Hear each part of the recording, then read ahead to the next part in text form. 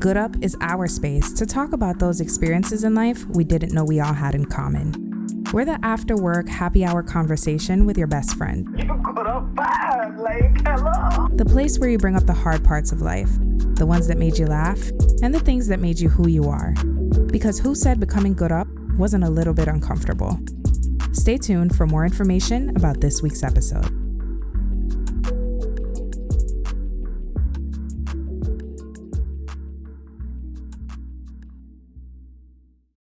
Hey, beautiful people, and welcome to another episode of the Good Up podcast. I am by myself in the podcast studio today. Your girl is solo. Shout out to Deidre. We are going to see her next week. But shout out to you, Deidre. At least this, I think stuff like this is fun though, because as hosts, we don't often get to listen to the podcast for the first time. Or we don't get to listen to our episode for the first time, right? Because we're always in the recording, so we know what's coming, we know what was said, we know what's going to happen. So Deidre actually gets the fun side of the episode by listening to it for the first time today. So shout out to you, girl. Today's episode I am excited about because I have a guest who is also a supporter of the podcast, who is a listener of the podcast, and she is here. I think this episode was a long time coming, but we have Tamara, so I'm going to let Tamara introduce herself, tell you guys what she does, and then we're going to talk about what this episode is about today. I'm Tamara. I am a licensed professional counselor in way too many places, in the Virgin Islands, in Florida, New Mexico, Colorado. And co-own a behavioral health practice in the Virgin Islands, where I'm originally from, born and raised in St. Croix. And I guess you kind of got it bi-coastal, right? I'm between Florida and St. Croix, so I'm back and forth, people. I do too many things and can't remember most of them, so I hope we'll talk about this. I love that description. I do too many things and I can't remember most of them. Mm-hmm. Really and truly, that is the millennial way of life right now, because we're all just trying to get our shit together one day at a time. We're going to be talking about finding a therapist and what that looks like and navigating different forms of therapy. So I guess the first thing I wanted to ask is, what should looking for a therapist or a counselor look like? Shop around. For the first thing that I always tell people is the process ain't easy. It's not like it's not the easiest thing. It ain't easy to pick a partner. Like when you're dating, it's just as hard to find a therapist in the US. That's exactly why I named the episode why I name it, because finding a man and finding a therapist really is about the same shit, honestly. No, it is. You gotta click with this person. You gotta make sure that they have the experience that you need them to have. They need to understand you. You need to feel like you ain't teaching them all the time about stuff like culture, which to be a difficult one. But yeah, like US, Google is your friend. VI, Google is not your friend when it comes to finding a therapist. Like you ain't gonna find the same things when you're looking in the Caribbean for a therapist. It depends, right? You paying private pay, insurance, or you're using your employee assistance program. Shout out to all employers that pay money for free counseling for their employees, because that's sometimes the only way some of my clients ever make it in front of a therapist, because it's for free. You call your insurance or log on to the website and look for providers that are in network. You Google providers in your area, or you call your EAP and ask them to get you connected to somebody in your area. That's the US version. It sounds like clean cut. It's not so clean cut, because then it could get into like some other stuff. But when it comes to the VI, like I said, Googling your friend. But you gotta ask people word of mouth, because we don't have a lot of directories, Up here you have, or in the States, you have therapy for Black girls, you have blackfemaletherapist.com, you have Psychology Today, therapy for Black men, the Loveland Foundation, and there's the one for Taraji P. Henson. They fund free therapy and they fund scholarships for therapists to go and become a therapist and stuff like that. But back to the question, right? How do you find a therapist? You have to do some looking and some digging, and it's not as easy as finding like a PCP, like a general practitioner for healthcare. I have the wonderful experience of working for an insurance company, being the person that help you try to find a therapist. And I don't know how people do it. I don't like, I'm a therapist and I don't know how people do it. Sometimes you're calling a dozen different places in one day and all of them saying the same thing. I ain't accepting new clients, or I don't accept your insurance anymore. Or the provider that your insurance said that accepts the insurance and is at this practice, they don't practice there anymore and you can't find them. Or the number is not in service. Yeah. So it's tough. Like finding a therapist is tough as fuck. and that's just the beginning part, right? So Yeah. you find a therapist, you set the appointment, you get in the office, and within the first session, you have that feeling of like, I'm not connecting With you. with this person. This don't feel right. I've been through my current therapist is my third, and I remember feeling so guilty about, I call it breaking up. So breaking up with my other two therapists. I actually ghosted my other two. I didn't even explain to them why I didn't come back, why I didn't settle. I just ghosted them, right? Which is terrible. You don't ghost people, but It don't happen, man. I didn't want them to put me in a position where I explained to them that I just wasn't feeling it, and then feeling that pressure to try to explain why I wasn't feeling it, right? So, some of the reasons why you might meet with a therapist and you ain't quote unquote feeling it. So when I talk about it, I mean, I was in search of more of a emotional support type of therapist.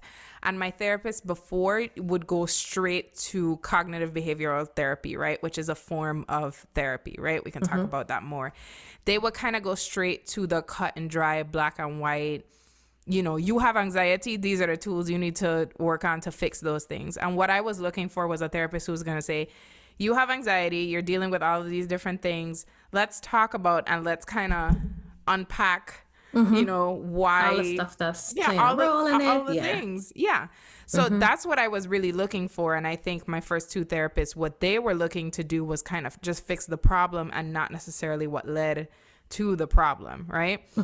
Which, no shade to them, they were just doing their jobs, but it's not the form of therapy that I needed. Now, for some people, they like that. They don't like the very sort of like emotional connection that some people have in therapy. I wanted to build a relationship with my therapist, not to say I wanted them to like be my friend or like be a big part of my life, but I needed that type of matronly, sisterly type feel to my therapist relationship, because I can't talk to you if I don't have a connection with you. I can't tell you all of these things. So it took me a long time to realize like it's okay to break up with your therapist. What does breaking up with your therapist look like? Does it look like ghosting them? Does it look like all of the them? above? All of the above. No, for real. Like I've had clients stop coming. No, just no call, no show, right? And it's like, okay, maybe they didn't like me, or maybe it just wasn't working out for them. One of the things that I tell my clients all the time, like the first session, the very first one, is I go over my style and I tell them that I realize I'm not the right therapist for everybody, and I might not be the right therapist for you. And if you don't feel like we click, because we need to have some sort of rapport, right? Don't come back. Like, tell me if you're comfortable telling me, but if you ain't comfortable telling me, like, don't tell me. Like, it's fine. We don't get a little bit of training and we don't talk about this stuff to like not take it. We don't take it personal sometimes, but to not take it personal. Like, this is your journey. You paying for the time. This is your time to be able to unpack and process and go through whatever and heal and deal with trauma. If me and you don't click, we don't vibe. Like, why are you going to sit there with me? And then exactly that piece that you talk about, you said like you didn't want to feel pressured because there's like this dynamic. There is a power dynamic, because we're the expert. Exactly. Yeah. I wouldn't want to be in that position either. Like I've had therapists that I stopped seeing and I never said nothing about. I just kind of like, yeah, it didn't work. No, I'm not booking my next session. I don't think anything was necessarily wrong with them, right? I just, like I said earlier, they weren't giving me what I knew that I needed, and I found what I needed, but it took 3 attempts. And don't get me wrong, these attempts were not back to back. So sometimes breaking up with a therapist means you take a little break from trying sometimes, and it's okay. So what are some of the things in that first session for people who haven't been to therapy? What can they expect from that first conversation? Is it going to be like you boohoo crying on day one? Is it Sometimes people will come in prepared, they'll come in prepped with all this stuff and they'll just lay it out. No, but I don't tell everybody take advantage of free consultations. Almost every therapist have a free consultation, 10, 15, 20 minutes where it's just an introduction. What are the issues that you're coming with? And let me tell you about a way out of practice, right? Mm-hmm. And you want to ask them those questions, right? First, you want to feel them out and see if it even feels like a thing that can happen. And then how long you been practicing, how many clients with my circumstances have you had to deal with, how do you usually address these types of issues? What's your counseling style? Do you give homework? What license you have? And then verify that they have that license or no. That's another thing. I've never done that. I've never done that. I'm sure because we trust these professionals. Like you go to the doctor, you expect that they have their license, right? Yeah, and then like based on my research, like they come up on certain lists, so I just assume like if you coming up on his website, you good, right? You have yeah. I've never actually vetted. Yeah, if they come up on your insurance directory, then they have an actual license. Look at your state, like just Google, I don't know, like Florida counseling license, look up, right? And then put a name in and see, because the cool thing about that is a lot of the states have any disciplinary actions and complaints on file there too. So you could see if they have like pending things against them also. I don't know if other therapists gonna hate that I'm doing this, but but people need to know because therapy still, as much as mental health is a slightly bigger conversation now, therapy is still a very foreign concept to a lot of people because the process of finding a therapist is intimidating. It's scary. Because again, this is the person who you are going to unpack all of your shit with. So this person needs to be trustworthy. So that's a very good point in terms of vetting. The other good point you made is asking questions. I usually don't have questions prepared for the therapist when I, come into that consultation session. It can be intimidating and overwhelming. Yeah. But something I do want to talk about is those different methods and forms of therapy. Tamara, I'm going to pass the mic to you so that you could kind of tell us, from your knowledge, what are some different forms and like what do they look like for people? There's a lot. Like I said, there's some that I don't even know. I remember in grad school, the supervisor, like our group supervisor, he only used narrative therapy, right? And that's all we're allowed to use. We weren't allowed to use nothing else. So that's the one thing I refused to do. As soon as I graduated, I was like, I'm never doing that again. But it's like of the telling and retelling of your story, and there's CBT, right? That cognitive behavioral, which it's awesome in doses depending on the situation. If I need to reframe my thinking, if the problem is the way I view, I feel, or I believe, like what I believe about this situation, like that's the issue, and just reframing that going to change things, it's perfect, right? But then like when you process in like deep trauma, you can't just come with CBT alone. Like there's trauma-focused CBT, which is great.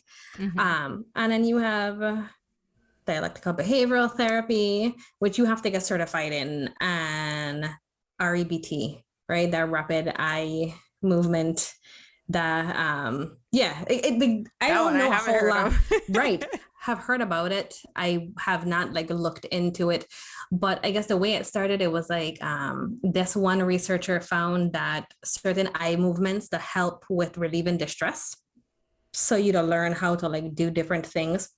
In my wheelhouse, so I don't use it.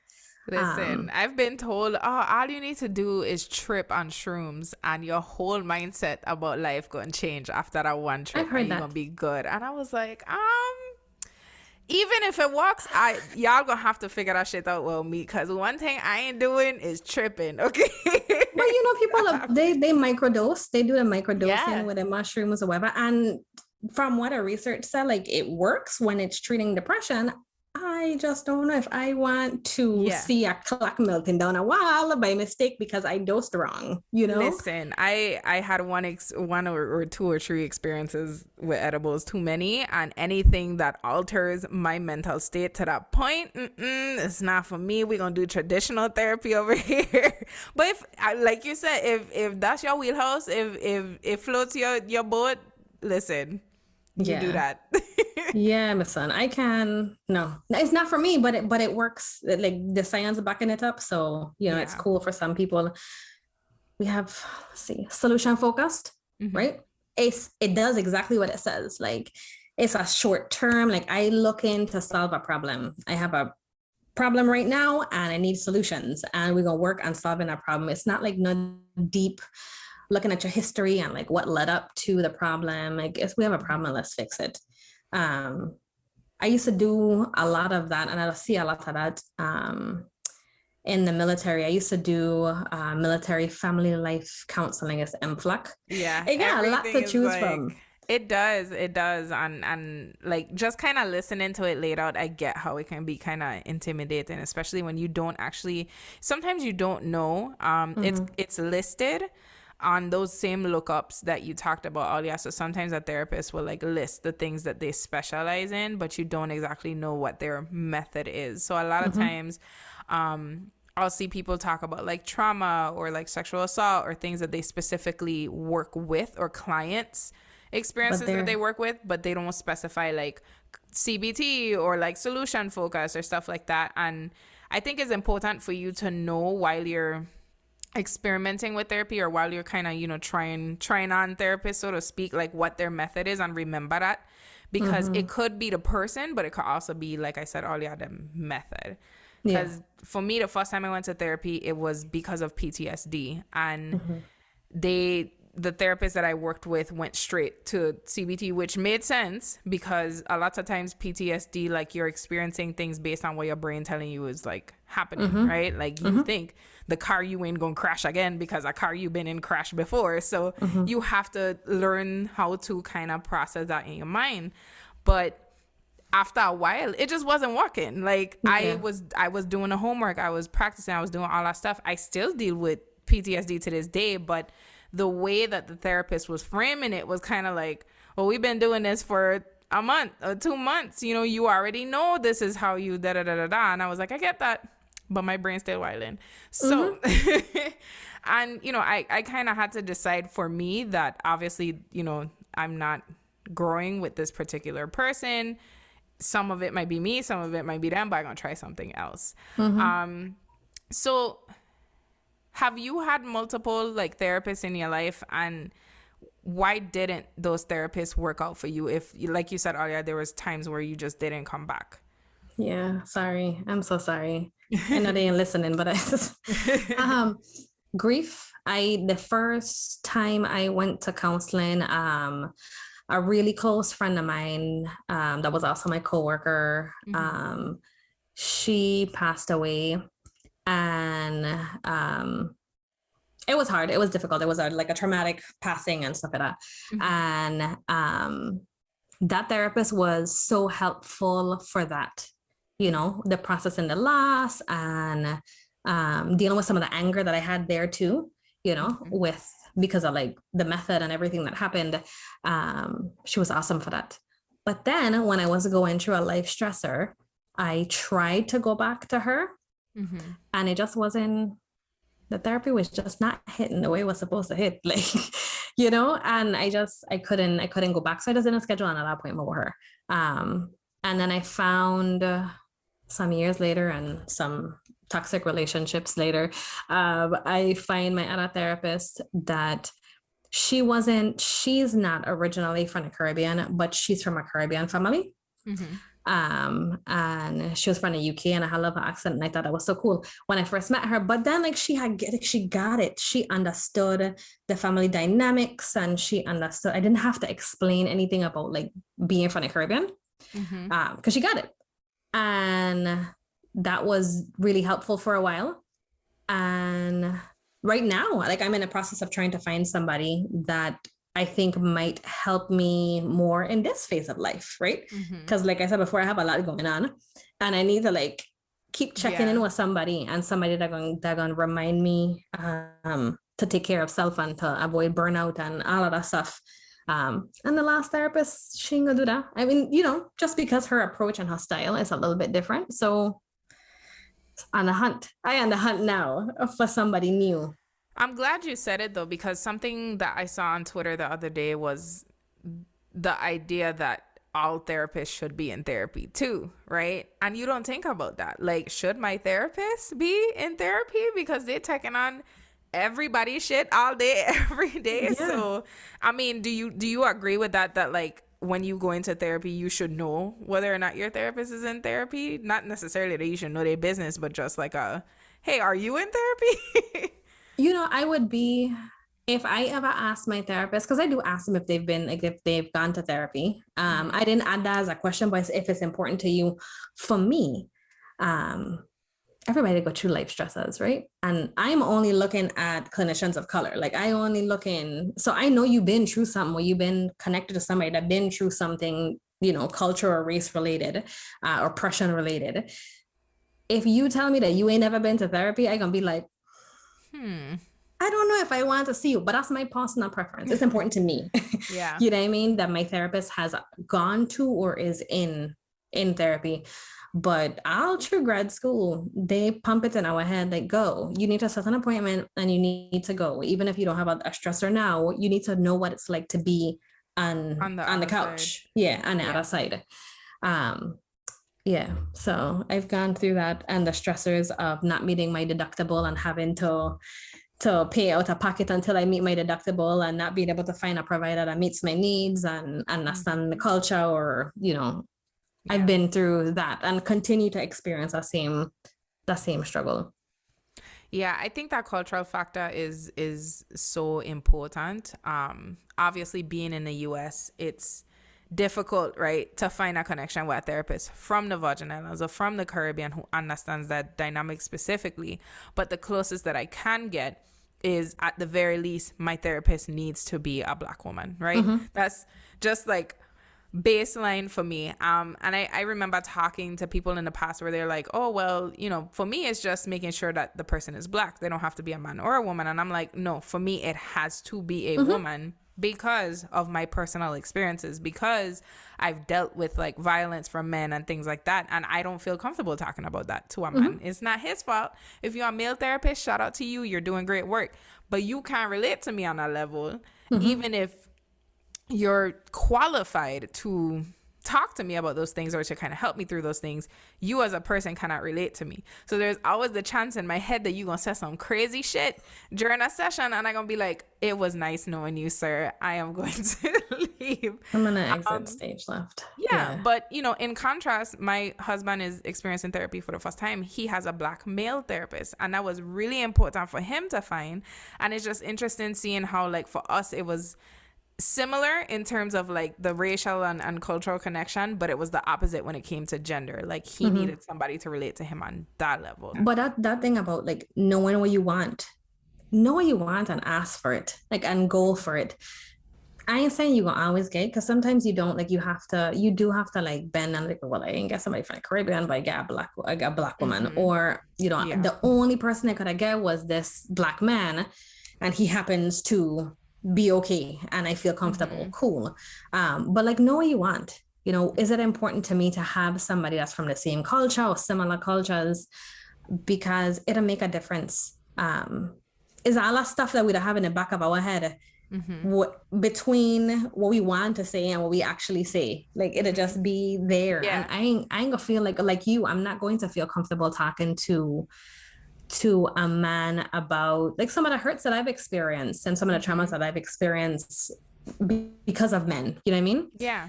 Or just like, for example, bringing up something about like work and, my aggressions or microaggressions from white people, but also microaggressions in terms of gender, right? Things that I'm experiencing with men at work. And then like my fear is I come to therapy and I tell you, oh, this male coworker said this and this and that. And you being like, well, what did you find wrong with what they said? And me being like, how the fuck do you not see what's wrong with what is? Same thing with a Caribbean thing, right? And I actually experienced this with my therapist. I brought up the fact that, my mother was not as affectionate as a person as I would have hoped for her to be. And, I think the question she asked was something along the lines was like, well, why do you think, it's like this, right? And I feel like from her perspective, it's, well, what do you think your mom experienced as a child to, end up this way. But I feel like if I was sitting in front of another Caribbean woman, it would be understood. She knows, because all Caribbean mothers are like this. They're not the most affectionate people in the world because it's a cultural thing. So yeah, there was that disconnect there that I had to explain, but because she understands everything else, it didn't feel like it was that hard to Right. make that connection. I kind of explained that to her. So yeah. Yeah. I guess some sacrifices I would have make. Yeah. You just don't need to feel like you're like it's all sacrifice just to be able to sit on in front of somebody, you know? Cause then like what's the point? Right now, I think this conversation is so needed because we, as I think a society, are experiencing so much shit on top of shit on top of shit on top of shit, right? I could sit here all day and list everything that's going wrong with the world right now, but therapy is not as accessible sometimes as we make it seem, right? So what resources are there, or what other solutions are there for people who, let's say, they can't afford therapy, it's not as accessible? Like what do you do in the meantime, or what is there for people who just can't afford it the traditional way? It's Lawrence Henson Foundation. That one. They provide funding and you get free therapy with a network of therapists that have signed up with them. The Loveland Foundation does therapy vouchers, and you can get therapy for free with the providers that they have on their roster. Ask your therapist if they have a sliding scale fee or a discount rate for private pay, because sometimes they do. Sometimes they understand the barriers to accessing therapy is money, it's expensive. It'll be hard, because we have student loans, but like for me, especially like serving the people in the Caribbean, if you tell me that you can't afford the full rate, well, what are you comfortable paying? What can you comfortably pay for a certain amount of time to be able to access therapy? Like I ain't trying to make money be the barrier between, because you already went through, you push past stigma and whatever past experiences and the lack of resources. And then the last thing is my fee. Like we could work this out, that's me, that's not everybody. That's our agency. 211, the call center, almost every major city has a 211 call center, and they have resources in your community specific, like to your area. Sometimes they know about counseling programs or free discounted centers and agencies that could help you. Insurance, like it'll be hard. Some people, it's not an option.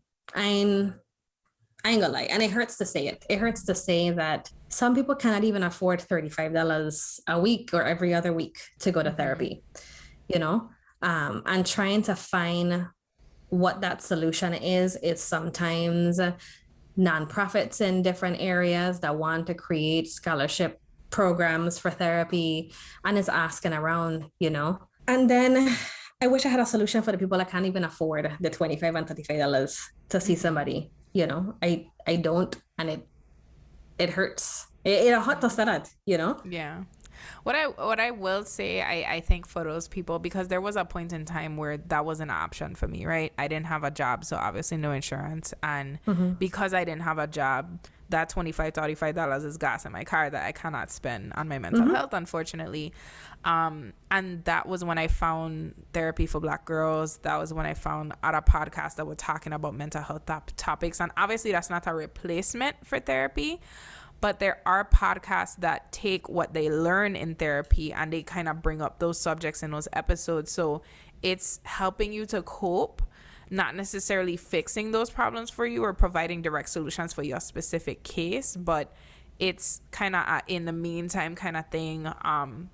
Support groups, I know, is definitely a thing. Like I think the biggest thing is just making sure that you are talking about it to someone, right?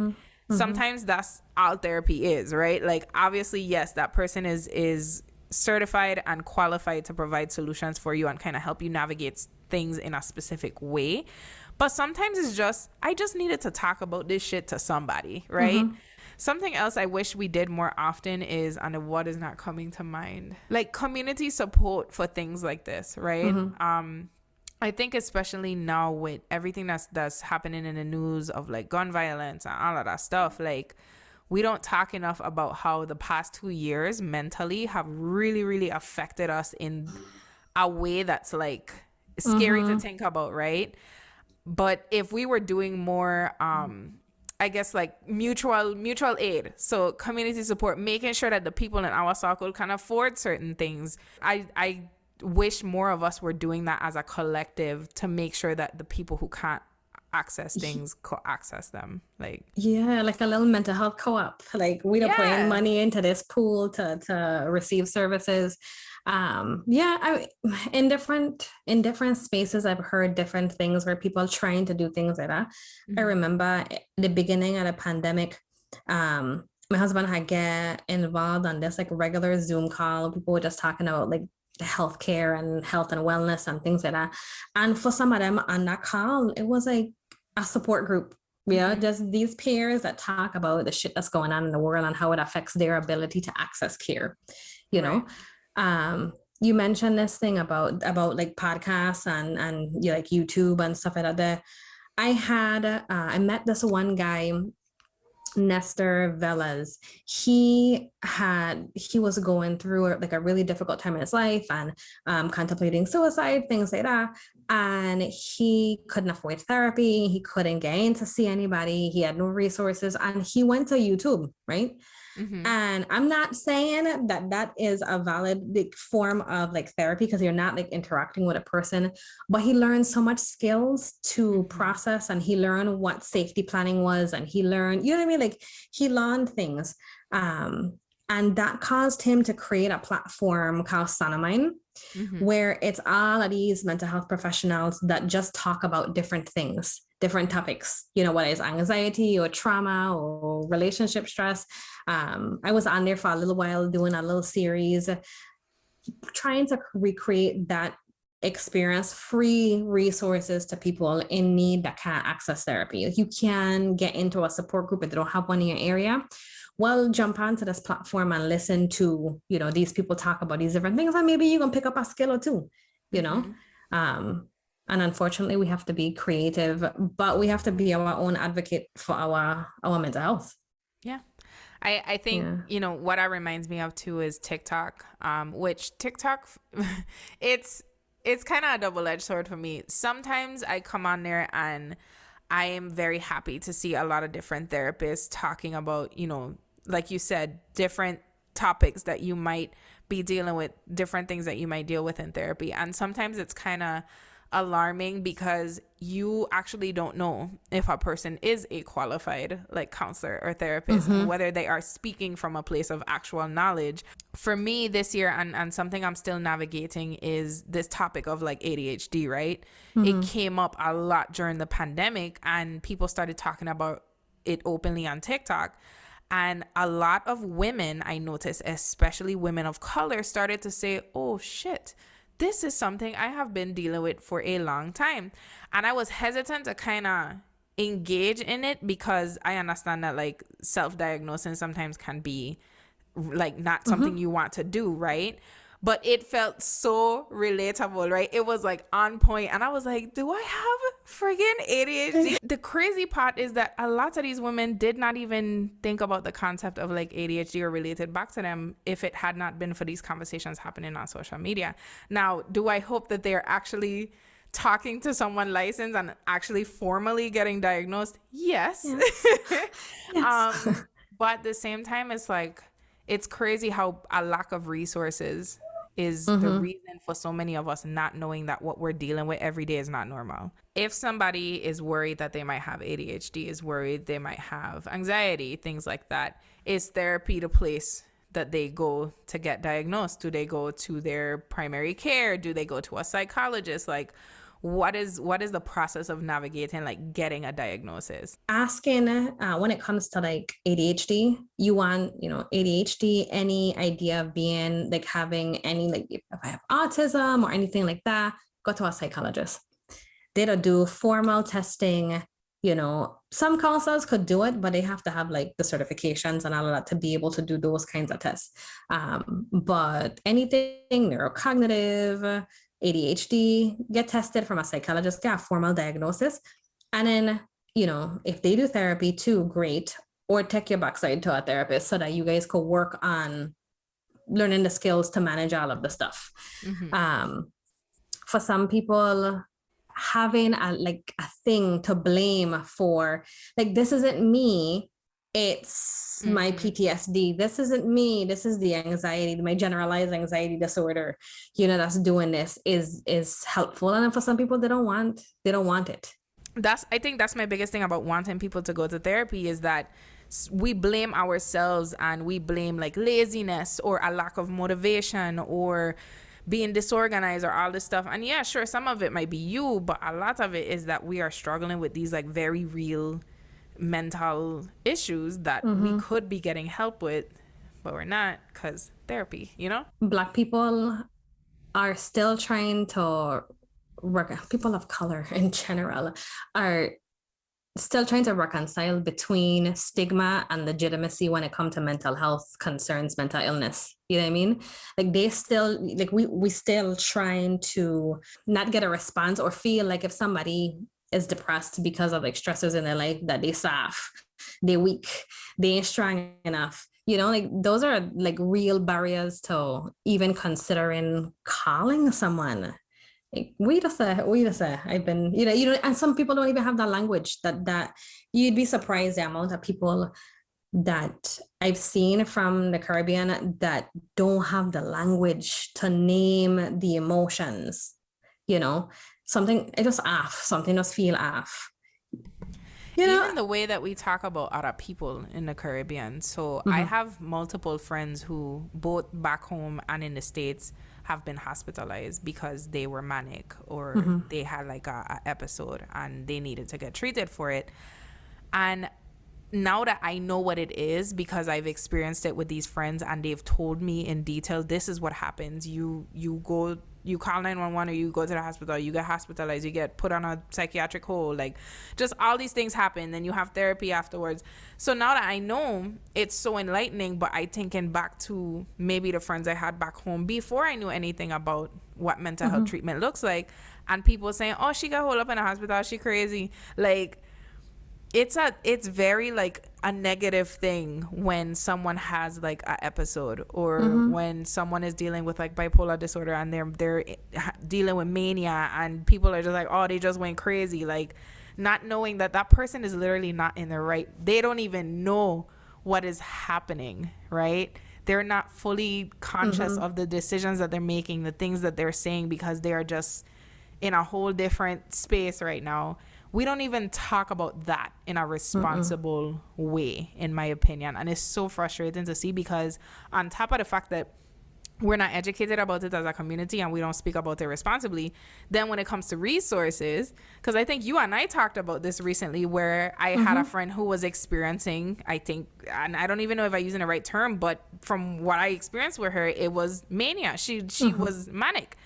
And people were really approaching this like it was like an entertainment topic on social media, and it was so frustrating to see. But then also when I was trying to get her help, I was like running into roadblock after roadblock after roadblock, because I didn't actually know where the hell in the Virgin Islands do you go to get help when somebody is experiencing this. Like what do you even do? So mental health in the VA is interesting. There's a good bit of like therapists here, like there are, but like if I think about the reason why I get into counseling, my aunt suffered from schizophrenia, right? And her life was this cycle of going into the hospital, getting stabilized, and coming back out, and then going off her meds and going missing, and then we find out and take her to the hospital, and that was it. There was no therapy. There was no anything. There was no. They got her prescriptions. They tried to make sure she took her medication, and that was it. And I was like, man, they have to have something better than this, for somebody. And cool. Ooh, like that was an aunt that I had a lot of face-to-face time with. So I saw like sometimes her poke through, and it was the coolest thing to see. And then I would see like I would just you'd just lose her, and she would just like be gone, and it was just the schizophrenia that was there.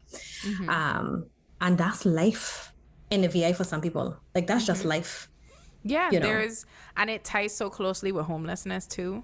Mm-hmm.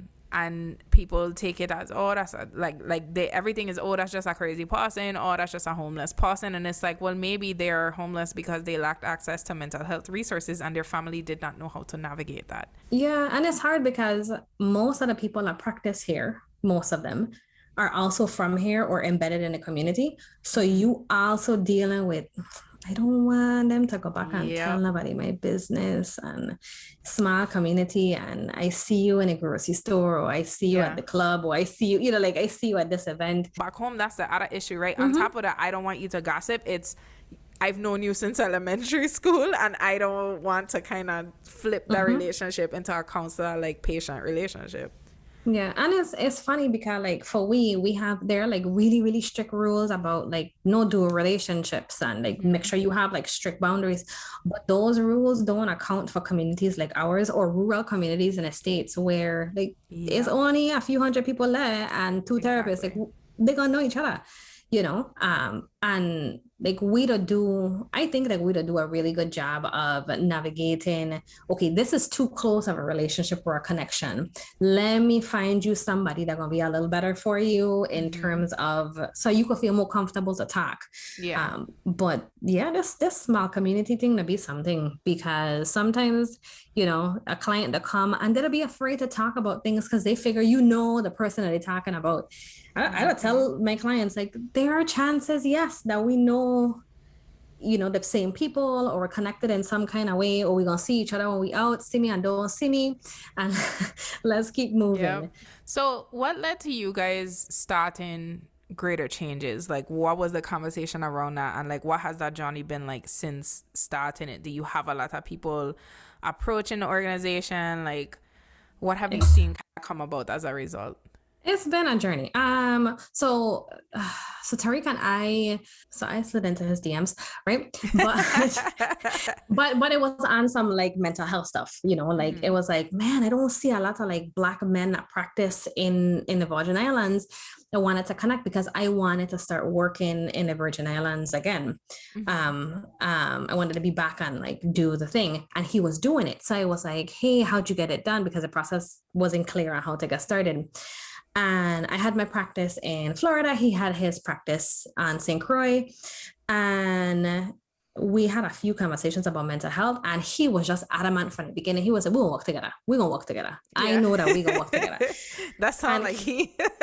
right? And I was like, okay. And he was like, you won't be my clinical director one day. And I was like, all right, cool, sure. And then as like the way things progressed, well, we ended up, in a relationship. So, and both counselors, I was like, I want to practice there. You already have something. We work really well together. Let's combine the efforts, right? And make this, instead of it just being a private practice, let's look at creating an agency, and a place where people, I guess the main thing for us has always been like being intentional about putting culture at the forefront. Like your culture is important. It shapes the way you interact with this world, your beliefs, your values. So it needs to be incorporated in therapy, and you need to feel like the person that you're talking to can understand. It's dope to see, and it's especially dope to see because the intent was there from the beginning, right? Yeah. This isn't just like another thing that spring up. Like the intent to actually do something and shift that cultural mindset of like mental health being a stigma is there, and y'all are like doing the work. But I know that it comes with its difficulties, right? Like Yes. Yeah. especially in a community like ours, it's like, okay, the heart and the intent is there, but that don't mean that you ain't facing All kind of all the barriers. yeah. All kind of barriers. Ain't nobody in no graduate program ever prepared any one of us for the barriers that'll be there when you're trying to establish and fight like stigma in this kind of ways. It's something. So what advice do you have for people who are at that point, right? They've processed the things and they feel like, okay, do I have to be in therapy all year, 24/7, all the time? Like, what do I do and how do I communicate that? My clients, when they come to their first session, right? I am working myself out of a job here. I am working with you so that you could become your own therapist. So you could work through all of these things, right? You could process, you have the skills, you are where you want to be. If I did my job right, you don't need me. That's not everybody, but for the majority of my clients, that's what it is. If you feel like you come into therapy and you get nothing new to talk about, you know, you made all the progress. It just feel like you're catching up more than anything. It might be time to reflect, like, is it time to, do you think, and you could say it to your therapist, like, do you think it's time to maybe like cut back bi-weekly, monthly, a break until I need you? Because they'll tell you, you know. I think what's important is tracking your progress along the way. Journal, know how much of an impact the thing, whatever the thing is that brought you to therapy, is having on your life. Have a way to quantify the effect that it's having, right? The way it's impacting your life. And then journal about your journey in therapy, the sessions, how you've been feeling, mood tracking, you know, whatever works, so that you can look back, you'll see it. Like, you'll see the improvements, you'll see the relationships getting better, or, you know, like, you're not as tired and you're not burnt out anymore. And then bring it up. Some therapists will. They'll be like, you know, I recognize all the progress that you've been making, and I think maybe it's time for us to consider backing off, doing bi-weekly, maybe doing like maintenance and checking in once a month. I don't know my clients, and they'll be like, no, I want to keep coming, right? But then also, like, it's on us ethically to be like, yeah, no, but this ain't doing you no good, and what ain't doing you good, no good, could do you harm. So I'm gonna cut back, and I'll see you in 2 weeks, or I'll see you in a month, you know. But bring it up if you feel like you don't need it. Like, therapy isn't necessarily for life. Therapy is to get you to the point where you can function in your day-to-day life using what you've learned, but it doesn't have to be every day for the rest of your life. It might be for some people, but it doesn't have to be. It's just you came in with these things that you want to resolve, you resolve them, you grow, you move on, and maybe down the road, that's the other part, right? Maybe down the road, those things might pop up again, and you may have to walk through them again, and that is completely fine. It's totally fine. Life to change, and circumstances to change, and new people that come into your life, and old people leave, and all of a sudden you realize exist too. Triggers definitely exist, because for me, you know, and speaking openly as somebody who deals with PTSD, the initial PTSD happened after my car accident in 2015, right? I went to therapy, I dealt with it, I had, you know, my counseling, all that stuff. And years later, I got into a very small car accident, fender bender. No big deal. Everybody was like, you good, just get your car fixed, whatever. Mentally, though, that was not okay. So I had to bring that back up in therapy and be like, I think that I'm struggling with PTSD again, or that it, you know, I got triggered and this is happening. And I feel so like, why am I struggling with this problem? I already fixed it 2 years ago. But it's like, no, girl, triggers exist, things happen. And even if you resolve something, it might pop back up. And that's why therapy needs to be accessible. In interesting ways, yeah. And everybody, I guess it's on us, like those of us in nonprofit world, in behavioral health world, like it's on us to try to make it as accessible as we can in our communities. You know, if all of us did that, then it would be more accessible, because, you know, we can only rely on the government for so much. So yeah. Well, all that being said, though, I mean, thank you so much for coming on and for giving us all of these like gems and resources, because I'm sure even if one person is listening to this and it convinces them to go explore the option or the idea of therapy, then we do our job, and that was my goal. So yeah, I mean, anytime. I was like thrilled. I was like, oh my god, I get to be on a good podcast. Yeah, I try to bring more people on here, because there's so many people just in our audience, people who are patrons who have so much like good information to share and good gems, and obviously like have known you and Tariq and been involved with Greater Changes in some way for a long time. So I honestly think that if you are in the Virgin Islands and you don't know about Greater Changes and you don't know about their app and everything that they're doing to make behavioral health care more accessible back home, then you need to look them up and you need to make sure that you are supporting them, because like we saw earlier, it's only so much the government gonna do. I'm saying. So where can people find you? I know there is also something that you are working on, or you have your own personal work that you're doing. So where can we find you and where can we support you? Everywhere. Okay, so agency wise, Greater Changes, and you can you can go to our website, right, and find out more about our clinicians and our practice at greaterchangesllc.com, or Instagram and Facebook and Twitter. We also have been working on a telehealth platform for counseling mental health services in the Caribbean. That's called Change. You could also look up like Change Therapy app on Instagram, Facebook, or Twitter, and you'll find it. We've been working on a podcast, so we'll see when that happens. But you could look us up at the Christian Counselor. It's going to be all things mental health in the Caribbean. So it's going to be cool. It's going to be awesome. I'm excited for that. I'm really excited for that. So I hope that you guys keep working on that, because it's needed. It's so needed. Listen, we are carving out the schedule.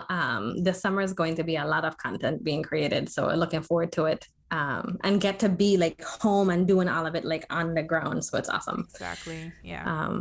Yeah, but you can look me up everywhere, because that's where I am. All right. And I will make sure to tag her in the episode description if you guys are listening, so that you can look her up, and also those same resources that we talked about. So those foundations, resources to look up therapists, resources for free mental health care or behavioral health care access. I will make sure to put that all in the description. If I don't, DM me and drag me, I will make sure to but yeah, you guys know where to find us. You can join this conversation and talk about your own mental health journey with us by tagging us at Good Up Pod on all social media using hashtag Good Up Tuesday. We posted a question thread yesterday on this topic, so make sure you go take part in that question thread on Twitter. And then, of course, if you want to help support this podcast, keep the lights on, you can join the VIP community over on Patreon at patreon.com/gooduppodcast. We have a Facebook group where you can talk about all this stuff. You get access to the videos of the episode, all that good stuff. And yeah, with that being said, we will see you guys right back here next week. Guys, we are winding down. We are almost done for this season. Just a few episodes to go. So I hope that you guys are enjoying it so far. Make sure you tell us. And yeah, Deidre is not here. Say bye. I gonna go ahead and tell the people and bye. And yeah, see you guys next week. Bye. Good Up is hosted and produced by Deidre Ritter and Heiza Quinones Ivory, and is a proud member of the Kickin' It family. Find us on all social media platforms at Good Up Pod. Use hashtag Good Up Tuesday to continue the conversation, and get access to exclusive bonus content at patreon.com/gooduppodcast.